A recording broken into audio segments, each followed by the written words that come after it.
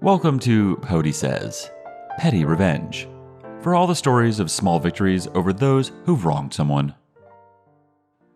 Neighbor claims public road as their private parking spots. My neighbor across the street has a big family. It's one of those multi-generational homes with 3 stories and 10 rooms, and at least 15 people live in that house. When they have family gatherings, the kids also bring their boyfriend, girlfriend, screw buddies, etc. over, so their vehicles would take up the entire street. If you've ever lived close to a school, you will know that at 3 p.m. the street is filled with parents trying to pick up their kids, so have fun parking a block away. That's what it feels like sometimes. My neighbor feels that they are entitled to the parking spots in front of their home, and not just the spot directly in front, but also the 6 to 8 spots across the street and nearby, because yesterday I came home to find orange cones out front on both sides of the street. Guess what I did? I drove over 4 of those cones and parked, then threw the cones on my side of the street into their yard. This morning before I woke, I found an invoice from said neighbor for the damaged cones, plus a polite and well-written note threatening the wellness of my vehicle. Just now, my neighbor got a visit from the local police. My wife, who is at home, took pictures. I'm looking forward to seeing them when I get home. Stay tuned. Update. I found 2 of my tire valve caps missing. I quickly found replacements from 2 nearby vehicles. I'm old Greg says, wait, they put cones up in the public street in front of your house, then got mad when someone ran over the things they left in the road? So you'd like to go 13 miles out of your way? So the junction is now completely changed, but it used to be, coming off a major road onto another, less major road, there was a lane to turn north that, on the roundabout, traffic circle, whatever you call them, then became the lane to turn back onto the bigger road, and the lane next to it was what you used if you were turning south onto the less major road. The players. Me, in my little red hatchback. Douche nozzle, in his big black shiny Beamer. So there I am, waiting to turn south. It's not busy. It's 9 p.m. It's Sunday. It's 20 years ago. This Beamer pulls up next to me, intent obvious. He's going to try to turn south and jump the queue by bullying me and the folks behind me. And I'm waiting. It's honestly like that Guinness commercial, you know, ticks follow talk follows. And he apparently isn't a local, so I have the home turf advantage of knowing the light sequence. So I, and the 3 cars behind me, are off on the B of bang. Oh, does that fraction of a second cost him? There's now a wall of cars led by me in my little hatchback where I've perfected the 1st to 3rd gear hop just for moments like this. And he has 2 choices. Keep moving over and pray that one of us breaks first, or get back on the road he just left and travel all 13 miles onto the next junction, plus whatever extra it takes to get him to his final destination. It's me, 2 white vans, and a work Land Rover. Readers, he has less balls than we did. I sure hope he enjoyed his little diversion. Jersey State of Mind F said, I had a guy like that across the street who tried to claim public street for his tenants. Tried to bully me. Said he promised them to his tenants as part of the rental agreement. Said he didn't understand why I couldn't park only on one side of the street. Told him I would be standing there forever explaining everything he didn't understand. He puffed his chest, floundering for words, but in the end, he didn't do anything. You're in such a hurry, yet you stopped for fast food? I'm gonna waste your time then. I worked in fast food for years.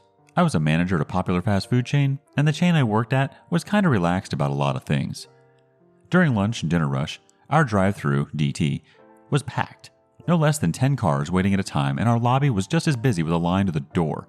I would cover drive-thru because it was simpler for a manager to be in drive-thru because we had a manager card that corrected or add things to the order if they decided to add something at the window.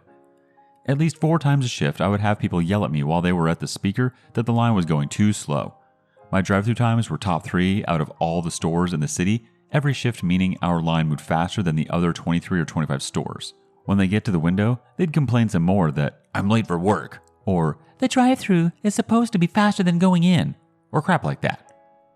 When you pay with a card, be it credit or debit, 2 receipts always print out, one that has a signature line and one that has a customer copy. We had to collect every receipt throughout the day so we could put them designated by months in a box in the office, and 3 months later toss it. No receipt needed to be signed. It was just there from when credit cards were still new and no one bothered to change it for the last 30 years.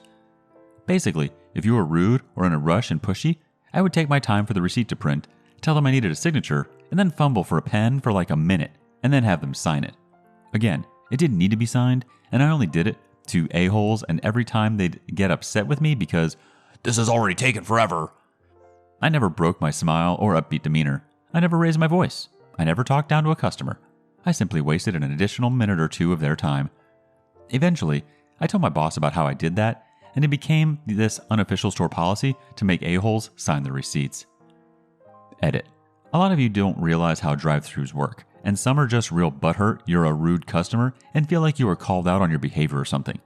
The way my drive-thru worked, there is one speaker box, the point between speaker box and window.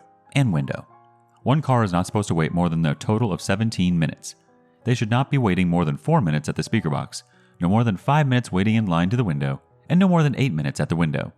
The reason for this is because the window is where you pay and receive food, so there's a bit more time. All times from each category is added together, then divided by the number of cars. Then, all of those are added together. If you have 5 cars, the wait time for the speaker box is simplified to 3:15, 3:30, 3, 2:45, and 5. That means the average wait time for the speaker box is 2 minutes and 30 seconds. The wait times for between are 4:15, 4, 3:45, 4:45, and 5:30. That makes an average of 4 minutes and 45 seconds. Now the window times are 7, 6:45, 7:45, 7:30, and one car waits 8. That's still below the 8 minutes at just 7 minutes and 40 seconds. That makes an entire wait time of 14 minutes and 50 seconds. If you make one car wait just a minute or so longer than it needs to, the car behind it doesn't take any additional time because their food is still being made and their order still needs to be put together. So car A waits an additional minute or additional 2 minutes. Car B does get affected. In fact, car B is going to think their service is even faster because as soon as they pay, their food is being put together and goes out the window. Car B has nearly the same exact wait time in total. And it only affects car A, minus adding something like 1/60th of a second when you have 100 cars coming through lunch rush. The drive-thru goes down during slow times too, because you say you finish lunch rush with just those 5 cars. No cars come through for half an hour, and one car pulls up, takes 1:30 at the speaker, 10 seconds in the wait line, and 2:15 at the window. Now the entire wait time went from 14 minutes and 50 seconds to an average of 13 minutes and 30 seconds. So it's incredibly easy to keep a low drive-thru time when you and your coworkers work together to be fast. My average drive-thru was anywhere between 13 minutes and 15 minutes. Green was considered under 17 minutes. Yellow was considered between 17 and 19, and red was considered over 19 minutes. About 10 stores averages green, about 9 stores averaged yellow, and about 10 stores averaged red. Basically, you screw over one car, it doesn't affect the drive-thru times. Here are all your cigarette butts. Nope. For the next 2 days, more and more cigarette butts appeared each day, despite a cleaning lady mopping the floors daily. Smoke smell lingered, and by the end of day 3, I'd had enough. I pulled out some tissues and started picking up cigarette butts, from the first floor all the way up to the 6th floor. 32 cigarette butts. On floor 6, well, what do you know? A crumpled up cigarette box and the plastic wrapper next to it, right by one of the apartment doors. I went up 2 more flights of stairs just to be sure. No more cigarette butts. I'd found the source.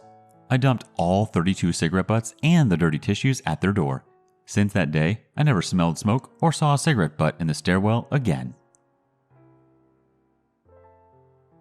Turbine Blue commented, "That reminds me of when our upstairs neighbors moved in and they kept flicking cigarette butts off their back and front balcony. One day, I gathered all the butts and put them all in their letterbox. I thought they'd stop, and they did for a bit, but occasionally a stray butt would appear. Anytime it did, I either put it in their letterbox or on the bonnet of their car. They still weren't quite getting the message, so we formally complained to the real estate with photo evidence, and the real estate sent an email to all tenants stating they aren't allowed to litter on the property. The butts have stopped appearing ever since." Failed? No way. Was in history class. Was picked on by the cool kids because I wasn't cool. Was told to go to the bathroom after jotting my test answers, replicate them on several pieces of paper, and allow them to be passed around the class. I was intimidated. I did what I was told. The next week, there were abysmal test scores like 32, 15, 26. The teacher was baffled. The cool kids were shocked and livid. I chuckled in a low-key, maniacal fashion. High school was awful. Home life was worse. Felt like I had nothing to lose. Didn't seem like anything was going to improve. The risk seemed worth it. Needless to say, they never trusted me to cheat off again, and many didn't graduate. But that's not on me. F them. The time I drove very slow because someone turned on their high beams. I'd like to preface this by saying I shouldn't have done what I did to begin with, as I probably provoked this, but I'd like to share anyway. I was driving home from work after dark one day, and there was someone behind me following way too close. Close enough to me where I couldn't even see his headlights at times in my rear view.